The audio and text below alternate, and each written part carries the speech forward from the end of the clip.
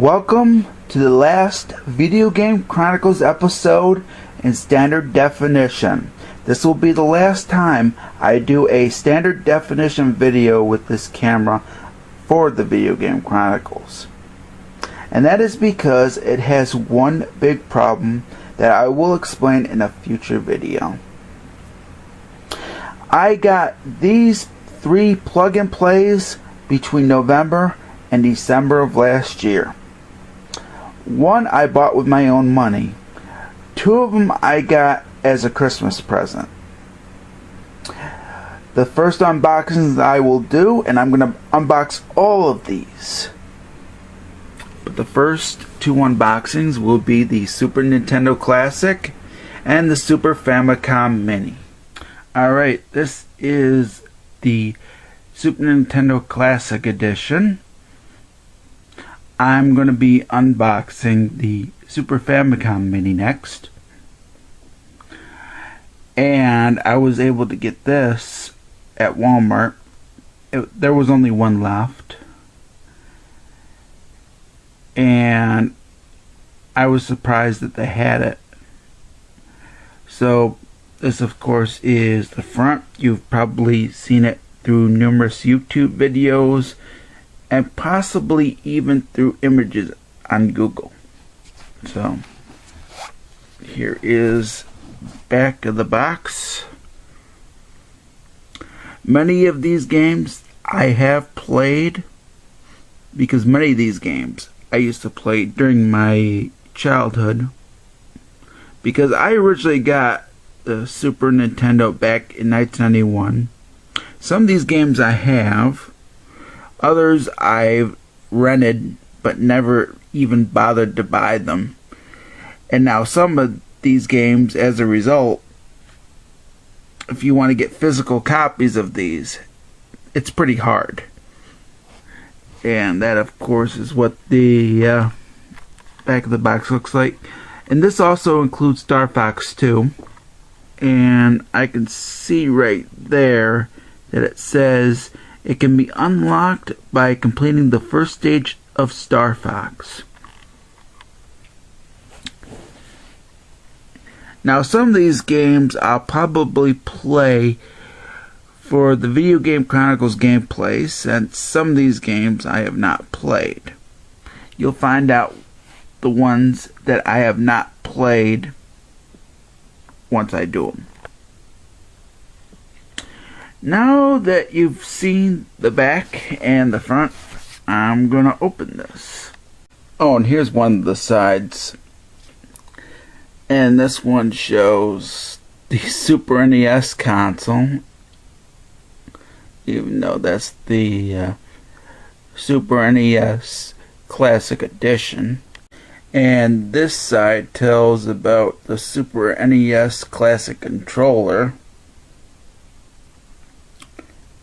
And of course it's in different languages. I'm just looking in the one that has English. And of course this side has the number for this unit. And this of course is the bottom of the box. This tells about what's included, and a warning telling you if you've had epilepsy or seizures. This tells you all about it. And it tells you that it takes HDMI. Now there is a thing where you can pull to get it open. I'm going to do that right now. If I can get...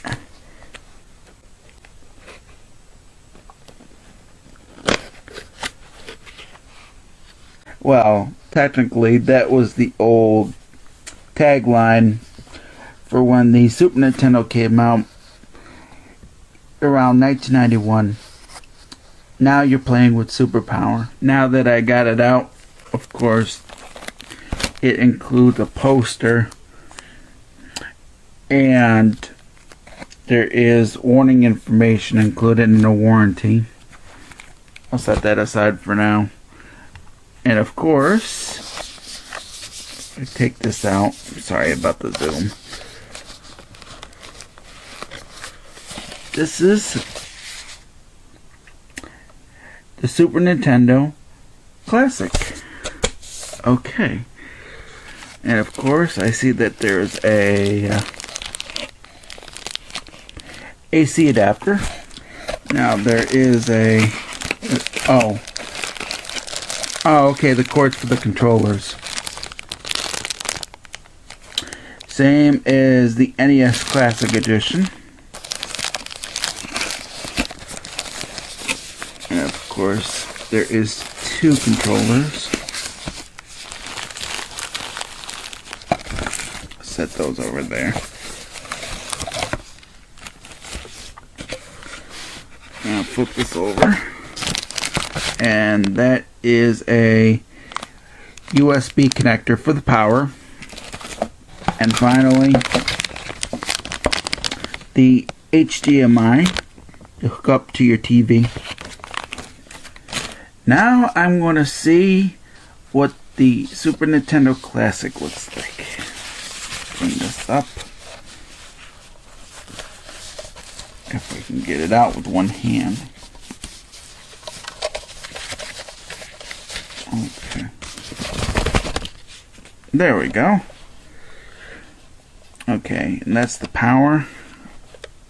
The reset button. You both slide. As you can see. And the reset. Of course, the eject. And the cartridge door.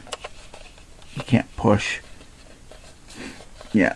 They are just part of the design. And of course, the HDMI port and the USB port for power. And the European version is the same design as the Super Famicom Mini, except it'll have Super Nintendo on it. But this and the European one have the same games. Now for this, I don't know how to pull this out. I assume. Okay, there. Alright. Oh, okay, I get it now. Okay. And those are the controller ports. Okay. Put that back if I can. Alright. Jeez. Okay. Now I'm going to see what the controller looks like. If I can get it out. Okay. Feels the same. Feels the same as a Super NES controller. Okay, let me feel the buttons. They don't feel too bad. They feel like the Super Nintendo controller. Of course, the L and R buttons. And I assume these work on the NES Classic Edition and possibly on Nintendo Wii's and Wii U's. Yeah. That's nice and clicky. But I will say that the Super Nintendo and Super Famicom mini controllers are going to be color coded, unlike the Super Nintendo that we got here. But they do feel nice. Alright, so that's pretty much it for the unboxing of the Super Nintendo Classic. Now for the unboxing of the Super Famicom Mini. This is the Super Famicom Mini, and the packaging is quite different from the Super Nintendo Mini. And of course, the designs are how they're supposed to be. Because what Nintendo of Japan did was design it like the Super Famicom box. Yeah, as you can see. And here is the back. This is the only thing that wasn't on the back when the Super Famicom originally came out. This tells you the list of games, and it tells you what you get. Well, I think this actually tells you how to hook it up. Of course, there is warning guidelines on this side. I know because I translated it. And what was on the original Famicom box on the back was technically a piece of styrofoam. It was like a cover originally for the box, along with a big piece of styrofoam. Alright, open this up. Can get it. If I can get it. There we go. Alright. Okay. Probably. Now, I do apologize. I had a problem getting this out. So I needed both of my hands just to get the packaging out. And it's going to be pretty similar to the Super Nintendo Classic, except with a couple of things. This is just a small booklet, I think. I'm not sure. And it looks like I didn't get the points for Nintendo Rewards this time. Oh well. And of course, this is the Super Famicom Mini.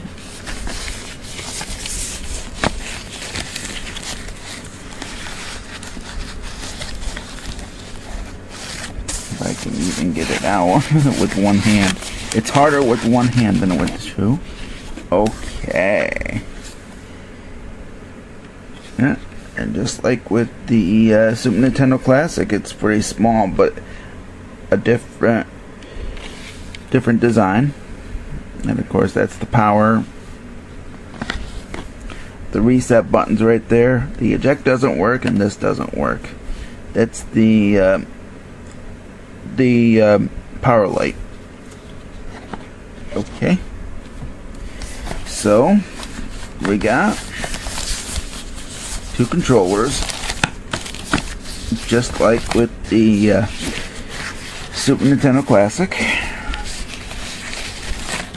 The buttons are going to be like how it was with the Super Famicom. Yep, the Super Famicom, of course, had colored buttons, and the Super Nintendo had purple kind of buttons. I can't think of the color for the Super Nintendo colored buttons, but that's what they look like, the Super Famicom controller. And all that there's left is USB and the HDMI cord. There is no AC adapter, but that's alright, because with TVs nowadays, you can hook this up to your TV and it will power the Super Famicom Mini. Now here is what the Super Nintendo and Super Famicom Mini look side by side. Now on the backs, of course, there is marks, so that way you can pull these things out, so that way you get the controller ports, as you can see here. This part is all a design. It's just for design, and that's it. You can't plug your Super Nintendo or Super Famicom controllers in it. And the Super Famicom is the same. And of course, you have to push on this to unlock the controller ports. Now this is the first time I'm opening this, and that's where the controllers plug in. Now you know how they look side by side, how do they look when it comes to gameplay.